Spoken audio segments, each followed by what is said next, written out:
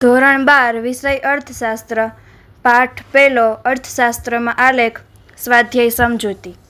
સ્વાધ્યાયના જવાબો. અર્થશાસ્ત્રમાં આલેખ.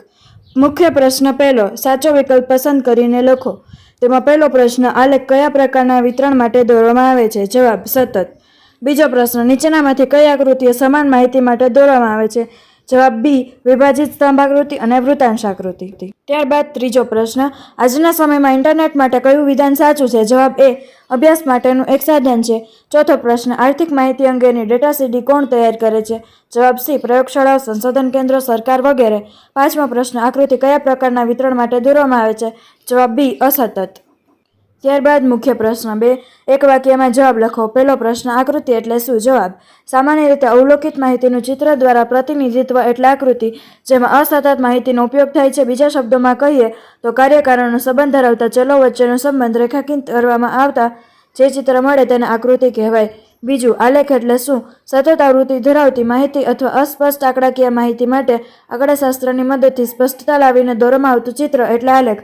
ત્રીજો પ્રશ્ન, સ્તંભ આકૃતિ એટલે શું? જ્યારે કોઈ એક ચલના મૂલ્યના વિવિધ વિભાગો વચ્ચે વહેંચવામાં આવ્યા હોય ત્યારે દરેક વિભાગ માટે સમાન આધાર પર એક સ્તંભ દોરવામાં આવે અને સ્તંભની ઊંચાઈ તે મૂલ્ય દર્શાવે તેવી આકૃતિને સ્તંભ આકૃતિ કહેવાય છે. ત્યારબાદ ચોથો પ્રશ્ન, વૃત્તાંશાકૃતિ એટલે શું? જવાબ, કુલ માહિતીના પેટા વિભાગને વર્તુળના અંશના પ્રમાણમાં જ્યારે દોરવામાં આવે ત્યારે તેવી આકૃતિને વૃત્તાંશાકૃતિ કહેવાય છે. પાંચમું, ડેટા સીડી એટલે શું? કેટલીક સંસ્થાઓ જે રીતે પ્રયોગશાળાઓ, સંશોધન કેન્દ્રો, સરકારી સંસ્થાઓ વગેરે જે સમગ્ર અર્થતંત્રની માહિતી મેળવીને આંકડાકીય વિગતોનો અહેવાલ તૈયાર કરે છે અને તેઓ એક ડિવાઇસ સીડીની અંદર ડેટા સંગ્રહ કરે છે તેને કોમ્પેક્ટ ડિસ્ક તરીકે ઓળખવામાં આવે છે. ત્યારબાદ મુખ્ય પ્રશ્ન 3, નીચેના પ્રશ્નોનો ટૂંકમાં જવાબ લખો. પહેલો પ્રશ્ન, આકૃતિ એટલે શું અને તે શા માટે દોરવામાં આવે છે? જવાબ, આકૃતિ એટલે અસતત માહિતી ધરાવતી આવૃત્તિને અવલોકિત માહિતી અને ચિત્ર દ્વારા પ્રતિનિધિત્વ એટલે આકૃતિ જે સ્વયં સ્પષ્ટ માહિતી માટે દોરવામાં આવે છે. જે વિજ્ઞાપન કંપનીઓ દ્વારા આકર્ષણ ઊભું કરવા માટે, રાજ્ય માહિતી આપવા માટે, સામાજિક સંસ્થાઓ દ્વારા જાગૃતિ ફેલાવવા માટે તેનો ઉપયોગ કરવામાં આવે છે. બીજું, આલેખ એટલે શું અને તે શા માટે દોરવામાં આવે છે? જવાબ, આલેખ પણ અવલોકિત માહિતીનું ચિત્ર દ્વારા પ્રતિનિધિત્વ કરે છે પરંતુ આલેખ માટે વપરાતી માહિતી સ્વયં સ્પષ્ટ હોતી નથી. જ્યારે માહિતીને સતત આવૃત્તિમાં જ દર્શાવી હોય ત્યારે આલેખ દોરવામાં આવે છે. સતત આવૃત્તિમાં અપાયેલી માહિતીને સ્પષ્ટ કરવા માટે આંકડાશાસ્ત્રના સાધનોનો ઉપયોગ કરવામાં આવે છે. વળી અન્ય પ્રકારની અસ્પષ્ટ આંકડાકીય માહિતી માટે પણ આલેખ દોરવામાં આવે છે. આલેખ દોરવા માટે અને સમજવા માટે આંકડાશાસ્ત્રનું જ્ઞાન જરૂરી બને છે. એક્સ અને વાય ધરી દ્વારા દોરાયેલા ચતુર્થાંશોમાંના એક કે એકથી વધુ ચતુર્થાંશ પર આલેખ ફેલાઈ શકે છે. ત્યારબાદ ત્રીજો પ્રશ્ન, અર્થશાસ્ત્રમાં આકૃતિ અને આલેખનું મહત્વ જણાવો. જવાબ, અર્થશાસ્ત્રમાં આવતા કેટલાક પરિબળોના જુદા જુદા વર્ષોના વર્ણો સહેલાઈથી એક જ આકૃતિ અથવા આલેખમાં જોઈ શકાય છે. બીજો પોઈન્ટ, સામાન્ય રીતે અઘરો અને અટપટો લાગતો અર્થશાસ્ત્રનો અભ્યાસ આકૃતિ દ્વારા સરળ બને છે અને આલેખ દ્વારા વધુ સ્પષ્ટ બને છે. ત્યારબાદ ત્રીજો પોઈન્ટ, અર્થશાસ્ત્રના વિવિધ ક્ષેત્રોમાં થતા ફેરફારો પણ સહેલાઈથી સમજી શકાય છે.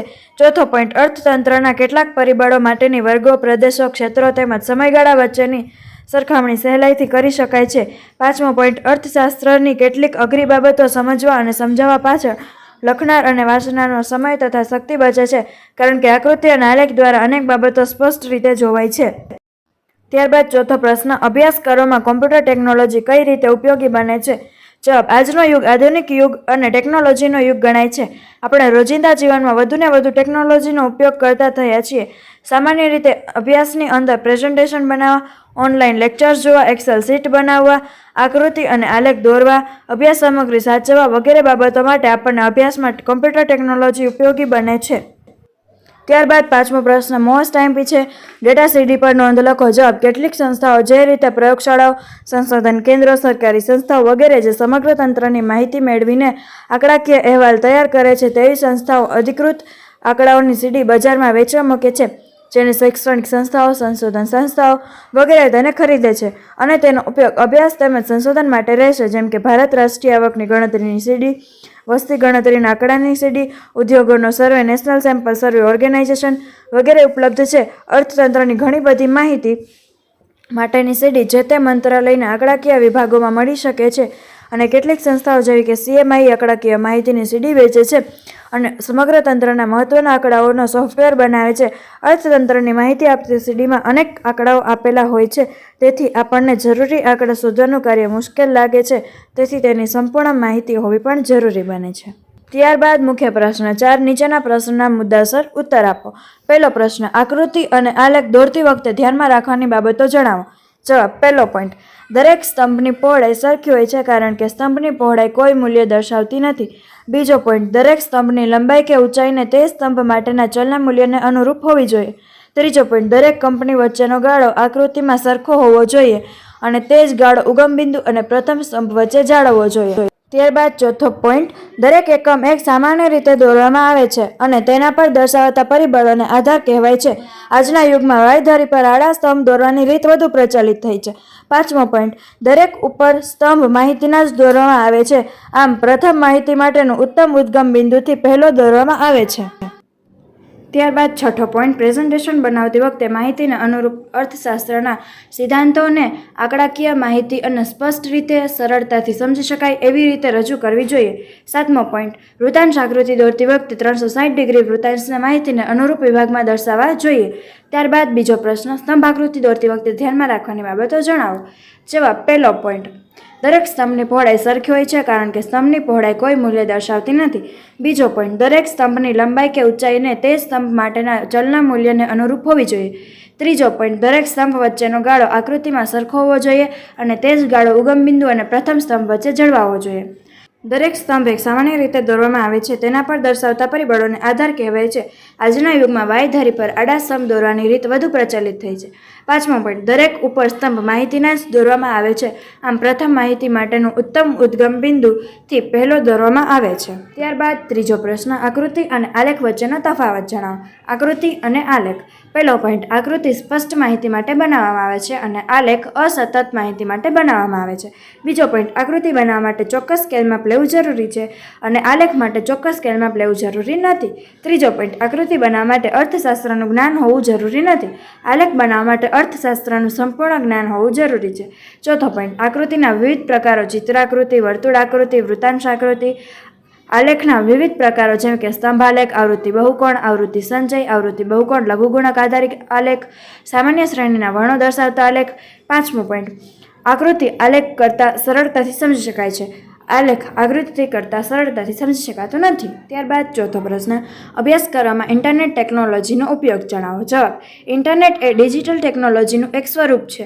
આપણે ઇન્ટરનેટનો ઉપયોગ અવારનવાર કરીએ છીએ. કેટલીક વેબસાઇટ પર અર્થશાસ્ત્ર વિષયના પાવરપોઈન્ટ પ્રેઝન્ટેશન, વાંચવા લાયક સામગ્રી વગેરે ઓપન એક્સેસ લિંકમાં મૂકવામાં આવે છે. કેટલીક સંસ્થાઓ નિષ્ણાંતોના ભાષણો વગેરે પણ મૂકવામાં આવે છે. ઘણી વખત આવી વેબસાઇટ દ્વારા આપણને વર્ગખંડ જેવું ભણાવવાનું શીખવવામાં આવતું હોય છે. કોમ્પ્યુટર પર પણ મળે છે. દાખલા તરીકે અર્થશાસ્ત્ર અને અન્ય વિષયોમાં વિશ્વવિખ્યાત યુનિવર્સિટીના તજજ્ઞો દ્વારા વિડીયો ઉપલબ્ધ કરવામાં આવે છે. અશક્ય પુસ્તકો ઇન્ટરનેટ પર વિનામૂલ્યે વાંચવા મળે છે. ઉપરાંત જે તે વિષયના નિષ્ણાંતોના લેખો, જર્નલો વગેરે પણ વાંચવા મળે છે. તો કેટલીક જર્નલો પૈસા ભરીને પણ વાંચી શકાય છે. આવી સામગ્રીને ઈ-બુક્સના નામે ઓળખવામાં આવે છે. ઇન્ટરનેટ પર સર્ચ કરીને અર્થશાસ્ત્ર મોસ્ટ ડિગ્રી આપતી કોલેજો તથા યુનિવર્સિટીની માહિતી મેળવી શકાય છે. તે ઉપરાંત કોઈપણ વિષયને લગતી જાણકારી સર્ચ કરીને મેળવી શકાય છે, જેવી કે ફેસબુક કે અર્થશાસ્ત્રી વ્યાખ્યાઓના ટાંચણ વગેરે. ત્યારબાદ જોઈએ પાંચમો પ્રશ્ન, કોમ્પ્યુટર અને ઇન્ટરનેટના ઉપયોગના ભયસ્થાનો જણાવો. IMP છે, પૂછાય છે. કોમ્પ્યુટર એક સાધન છે અને તે અભ્યાસ સામગ્રી નથી. તે અભ્યાસની પ્રક્રિયા સરળ કરવામાં મદદ કરે છે. તેનો ઉપયોગ જ્ઞાન કે અભ્યાસની અવેજીમાં થઈ શકે નહીં. ઉપરાંત આપણને કોમ્પ્યુટરના પ્રોગ્રામ અંગેની જાણકારી ના હોય તો આપણે ખોટી આકૃતિ કે આલેખ વિશે ખોટી સરેરાશ વગેરે મેળવીને મુશ્કેલીમાં મુકાઈ જઈએ છીએ. ઘણી વખત કોમ્પ્યુટરમાં મટીરિયલ ખોટી જગ્યાએ સેવ કરી હોય તો તેમાંથી ડિલીટ થઈ જાય છે. કોમ્પ્યુટરની જેમ જ ઇન્ટરનેટ પણ એક સાધન છે. તે શિક્ષકે આપણી પોતાની વિચારશક્તિ અને તર્કશક્તિનું સ્થાન લઈ શકે નહીં. ઇન્ટરનેટ પર અનેક પ્રકારની ખોટી, ભ્રામક, નકલ કરેલી માહિતી ઉપલબ્ધ હોય છે. વાચકે તથા વિદ્યાર્થીઓએ આવી માહિતીઓથી દૂર રહેવું જોઈએ. ઉપરાંત સાચી અને ખોટી માહિતી અલગ પાડવાનો તર્ક વાપરવો પડે છે, પણ માહિતી વિશ્વસનીય વેબસાઇટ પરથી જ લેવી જોઈએ, નહીં તો તે ગેરમાર્ગે દોરવાઈ જવાય. ત્યારબાદ છઠ્ઠો પ્રશ્ન, અર્થશાસ્ત્ર અંગેની બાબતો વ્યક્ત કરવા માટે સામાન્ય પ્રજા તથા નિષ્ણાંતો માટે આકૃતિઓ અને આલેખોનું શું મહત્વ છે? આ પ્રશ્ન આકૃતિઓ અને આલેખનું મહત્વ જણાવો. એ રીતે પણ પૂછાઈ શકે છે. આકૃતિ એટલે કાર્યકારણનો સંબંધ ધરાવતા ચલો વચ્ચેનો સંબંધ રેખાંકિત કરવામાં આવતા કે જે ચિત્ર મળે છે તેને આકૃતિ કહેવાય છે. અને સતત આવૃત્તિ ધરાવતી માહિતી અથવા અસ્પષ્ટ આંકડાકીય માહિતી માટે આંકડાશાસ્ત્રની મદદથી સ્પષ્ટતા લાવીને દોરાતું ચિત્ર એટલે આલેખ. આલેખ અને આકૃતિની મદદથી માહિતીને સરળતાથી અને ઝડપથી સમજી શકાય છે. આકૃતિ વડેની માહિતીને સરળ અને સ્પષ્ટ રીતે સમજી શકાતી હોવાથી વધારે ખર્ચનો વ્યય થતો નથી. આલેખની મદદથી માહિતીને જીવંત બનાવી શકાય છે. સ્તંભાલેખ, આવૃત્તિ બહુકોણ, સંચય આવૃત્તિ બહુકોણ વગેરેના ઉપયોગથી માહિતીને સરળતાથી સમજી શકાય છે અને તે ઓછી ખર્ચાળ હોય છે. ત્યારબાદ મુખ્ય પ્રશ્ન 5 વિસ્તારપૂર્વક ઉત્તર આપો. પહેલો પ્રશ્ન છે આકૃતિના પ્રકારો સવિસ્તાર સમજાવો. ચિત્રાકૃતિ, છૂટાછવાયા બિંદુઓ અથવા વિકર્ણ આકૃતિ, સમય આધારિત રેખાકૃતિ, અન્ય પરિબળ આધારિત રેખાકૃતિ, વર્તુળાકૃતિ, સ્તંભાકૃતિ, વૃત્તાંશાકૃતિ વગેરે. સૌથી પહેલું સમય આધારિત રેખાકૃતિ. સમયના સંદર્ભમાં કોઈ એક ચલના સ્વયં સ્પષ્ટ વર્ણો દર્શાવતી આકૃતિ અર્થશાસ્ત્રનો વારંવાર દર્શાવવામાં આવે છે તેને રેખાકૃતિ કહેવામાં આવે છે. સામાન્ય રીતે રેખાકૃતિ બે ચલ વચ્ચેનો સંબંધ રેખા અને તેનું ઢાળ દર્શાવે છે. દાખલા તરીકે માંગ રેખા અને પુરવઠા રેખા. ત્યારબાદ સાદી સ્તંભાકૃતિ. સાદી સ્તંભાકૃતિ કોઈ એક આધાર જેમ કે સમયગાળો, પ્રદેશ વગેરે ઉપર કોઈ ચલણનું મૂલ્ય દર્શાવે છે. આ આકૃતિ વિવિધ પ્રદેશો, સમયગાળા માટે મૂલ્ય સરખામણી આકર્ષક રીતે રજૂ કરવામાં આવે છે. પાસપાસની સ્તંભાકૃતિ. આ પ્રકારની આકૃતિમાં કોઈપણ આધાર ઉપર કોઈએ એક મૂલ્ય વધુ વર્ગો માટેનું મૂલ્ય દર્શાવવામાં આવે છે. આથી આધારના દરેક મૂલ્ય ઉપર ચલના વિવિધ વર્ગોનું મૂલ્ય દર્શાવતા જુદા જુદા સ્તંભોમાં દોરવામાં આવે છે. વિભાજિત સ્તંભાકૃતિ. જ્યારે સ્તંભ આકૃતિના દરેક સ્તંભના મૂલ્ય અને એકથી વધુ પેટા વિભાગોમાં વહેંચવામાં આવે છે ત્યારે વિભાજિત સ્તંભાકૃતિ બને છે. આ સ્તંભના પેટા વિભાગોને અલગ અલગ રંગો અથવા શેડથી આકર્ષિત કરવામાં આવે છે અને દરેક વિભાગ આંક દર્શાવે છે તે લખવામાં આવે છે. ત્યારબાદ વૃત્તાંશાકૃતિ. વૃત્તાંશ એટલે વર્તુળના અંશને એક વસ્તુને એક સમષ્ટિ માની લેવામાં આવે છે અને માહિતીના વિભાગોને વર્તુળના ભાગ પાડીને દર્શાવવામાં આવે ત્યારે વૃત્તાંશાકૃતિ બને છે. જે માહિતી માટે વિભાજિત સ્તંભાકૃતિ દોરવામાં આવે છે તેવી જ માહિતી માટે વૃત્તાંશાકૃતિ દોરવામાં આવે છે. વર્તુળનું ક્ષેત્રફળ 360 ડિગ્રી હોવાથી ચલનું કુલ મૂલ્ય 360 ડિગ્રી દર્શાવવામાં આવે છે અને માહિતીના પ્રમાણના આધારે વૃત્તાંશ પાડીને પેટા મૂલ્યો દર્શાવવામાં આવે છે. ત્યારબાદ બીજો પ્રશ્ન અર્થશાસ્ત્રના અભ્યાસ માટે ટેકનોલોજીનો ઉપયોગ અંગે સમજૂતી આપો.